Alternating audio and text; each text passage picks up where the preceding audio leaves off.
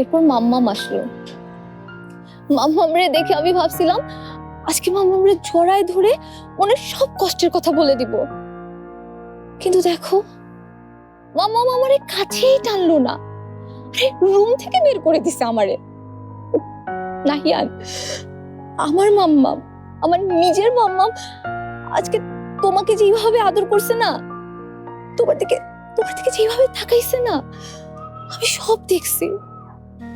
আমারে কোনোদিনও এইভাবে আদর করে নাই সে। আরে আমি কি করছি? আমার কি দোষ?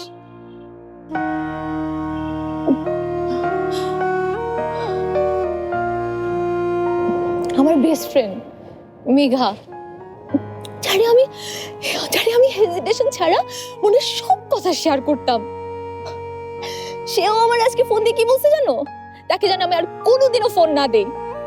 হ্যাসেল ফ্রি জীবনের smart companion Walton home and kitchen appliance.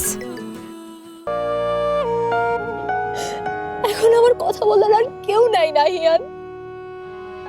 আমি একা ছিলাম সত্যি, কিন্তু তোমরা আমার জীবনে আইসা আমার আরো একা বানায় দিলা।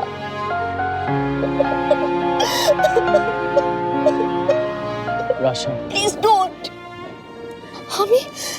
আমি তোমার একদম সহ্য করতে পারতেছি না নাহিয়ান। তোমার থেকে দূরেও সরে যাইতে পারতেছি না। আল্লাহ, আমি এখন কি করব? রাশা, রাশা, জাস্ট কাম ডাউন। এত প্যানিক হওয়ার কিছু নাই। ট্রাস্ট মি, আমি তো আছি না, সব ঠিক হয়ে যাবে। কিচ্ছু ঠিক হবে না। প্লিজ তুমি যাও এখান থেকে, প্লিজ যাও।